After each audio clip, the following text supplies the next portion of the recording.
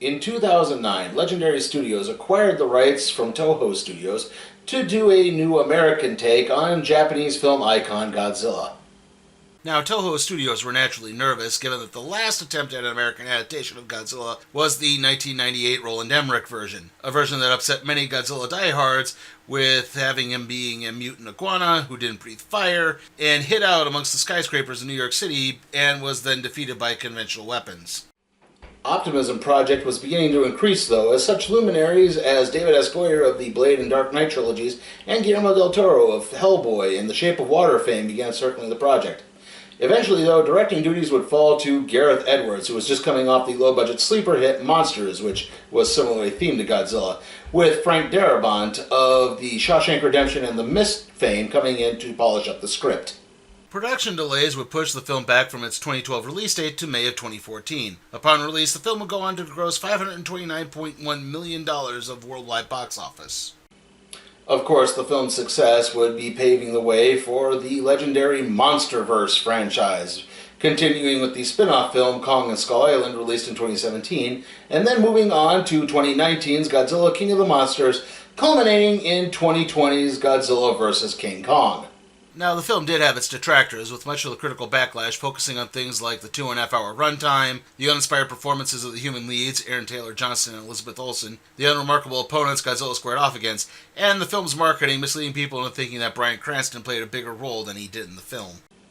As for me, well, I liked it, though I do acknowledge most of the flaws. The funny thing being is that most of the flaws that people are complaining about are prevalent in a lot of Godzilla movies. It's just that those movies aren't 2.5 hours long. Anyway, you're probably wondering what exactly this has to do with comic books. Well, to coincide with the release of the first Godzilla movie, Legendary released a tie-in comic. The idea of a film having a tie-in comic isn't entirely new. You have to remember, in the days before VHS and DVD, let alone on-demand streaming, the only way to see a movie was in the theaters. If you missed a movie's initial run, you would have to hope for either a re-release or a TV showing to pop up every 10 years or so. So the idea of a comic or novel adaptation might be the only way for some people to experience what they missed. Heck, my father owned a special edition of The Searchers on DVD that actually contained the comic adaptation published by Dell/Gold Key, though he wound up selling it in about 2015 or so. And of course, I would be remiss if I didn't mention the massive success that Star Wars comics had across both Marvel and Dark Horse. Now, today's comic is actually a little different than that in the sense that it's not an adaptation. It's actually a prequel comic focusing on the backstory of Ken Watanabe's character from the 2014 movie Dr. Serizawa Ishiro. This is Godzilla Awakening. The year is 1980. Serizawa Ishiro has been called to his father's home on urgent business. Mr. Serizawa has decided to explain to his son the truth behind his job with an American shipping company. I should point out that Ishiro's father doesn't have a first name, at least not one listed in the comic, so I will just be referring to him as either Mr. Serizawa or just Serizawa. Ishiro, on the other hand, will just be called by his first name. Mr. Serizawa's story begins shortly after the bombing of Hiroshima. He searched through the wreckage of his house, hoping to find his family. All he found was Ishiro. As he held his son, Mr. Serizawa noticed some clouds begin to gather in the sky as if they were alive. That was how Mr. Serizawa came to discover that monsters really do exist on Earth. Mr. Serizawa left Ishiro with the boy's grandparents and set out to find a new way to provide for his family. He eventually landed a job with the remnants of Japanese Navy post-surrender. He was fluent in English, which meant that he mainly just translated the American baseball scores to the rest of the crew. One day, Serizawa's ship received a distress call from an American vessel that had run aground on a nearby island. The Japanese arrived on the island to find the American ship was not on the beach. The only thing they found was a man named Shaw, who was thrown from the ship, which itself had been hurled deep into the island's jungles. As Shaw tried to explain what happened while the group looked for survivors, they were attacked by a creature that Serizawa recognized from Hiroshima. The group tried to rescue as many survivors as they could when the creature tossed the ship over the top of a mountain. Serizawa was pulled to safety by Shaw, who offered the young Japanese widower a spot with the U.S. government. The group Serizawa joins is called Monarch and was founded by General Douglas MacArthur to track down massive, unidentified terrestrial organisms, or mutos, the catch-all term for creatures like Godzilla and the ones seen here, which are called Shinomura, or Swarm of Death.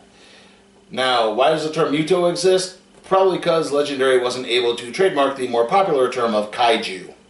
Over the next 5 years, Monarch and Serizawa investigated reports of Muto attacks from Russia to New Zealand and points in between. A witness on Guam told Serizawa that one of the Mutos spotted was Gojira, a folkloric creature existing throughout the Pacific Rim. Serizawa convinced Shaw that this might be a path worth exploring and assembled a submarine crew to investigate the waters off the Philippine coast, aka the deepest part of the Pacific Ocean. Unfortunately, the crew's search turned up nothing.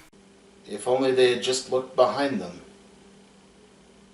By early 1953, Serizawa had regained custody of Ishiro and actually gained a love of baseball, when Shaw called him away on business. Monarch scientist Dr. Zamalek had discovered a piece of the Shinomura Muto. It was found in the Philippines in 1946, and further studies revealed that it was only one cell of the creature and that radiation was needed to make the creature grow into a whole new organism. This led Serizawa to theorize that Gojira must be a natural predator to the Shinomura, and that both species had been driven underground when the meteor/asteroid that struck the Earth 65 million years ago hit. Atomic testing brought them back. This was laughed off by Dr. Zamalek, pointing out that Gojira had never turned up and thus probably didn't actually exist. Again, Serizawa's claims fell on deaf ears. Back home, Ishiro showed his father a starfish he found on the beach. The boy pointed out the story of a starfish losing its body part and then regenerating it. Back at the lab, a similar occurrence happened with the Shinomura, which eventually broke free and flew off. Theorizing that the Shinomura would set out looking for its other half that it had separated from, Mr. Serizawa demanded Monarch to let him try and locate Gojira. However, Shaw's hands were tied, leaving Serizawa to go it alone. He purchased a small yacht and said goodbye to Ishiro. Over the next year, Serizawa built up resources and contacts to aid in tracking Gojira and the other Mutos. One day, he received a call from the people on Monsta Island about a Muto sighting. He contacted Monarch and raced to Monsta Island to find it completely on fire. Monarch reinforcements arrived just as Gojira emerged from the jungle. The giant monster didn't go after the military, though. He just went off after the Shinomura. Later inspection of the island turned up a Shinomura carcass. Not too long after that, the higher-ups at Monarch sent out a message that the Muto needed to be taken out with the atomic bomb. The attack would occur at the Bikini Atoll since they already had a test lined up. Serizawa objected. Gojira and the Shinomura were natural predators, so the best option would be... Fine. Let them fight. Serizawa pleaded with General MacArthur, pointing out the radiation brought the Mutos and wouldn't kill them. Also, if a piece of the Shinomura remained, the problem would only resurface years later. But everyone had their orders, so the atoll was evacuated and the bomb was set off just as Gojira approached. Returning to the 1980s, Serizawa concludes the story pointing out that there was no confirmation that any Mutos were killed in the bombing. So maybe one day Gojira would return. A year later, Mr. Serizawa passed away. After the funeral, Ishiro was approached by several men. He recognized one of them as Shaw, and Ishiro has been waiting for him. 'Cause he's ready. And so concludes Godzilla Awakening. How was it? Well, I thought the kaiju action in the story was actually pretty well done, and, well, Mr. Serizawa is a pretty interesting character overall. Unfortunately, that's kind of where the compliments end. I did not really like the artwork in this. I don't know if it's so much the artwork or the coloring, but it just looks really kind of smudgy and low-rent and amateurish. And not to mention... the supporting cast is, well, pretty one-note. I mean, Ishiro really doesn't have anything, and the Monarch guys are only slightly less flat, outside of the one doctor with the weird hair whose name now escapes me at the moment, which does not help. In fact, I would say the overall pacing of this story is a little too rushed. I think it actually needed to be padded out. Maybe this needed to be, 100 pages or so rather than just 80. And even then, it's not even 80 pages. It's actually 67. There's like 13 pages of background material at the end of the book. Not to mention some of the names in this. I mean, really? Monsta Island? That was the best you could come up with? Anyway, I unfortunately have to give Godzilla Awakening an F. And with that, let's see what we'll be doing next time on the Random Trade Review.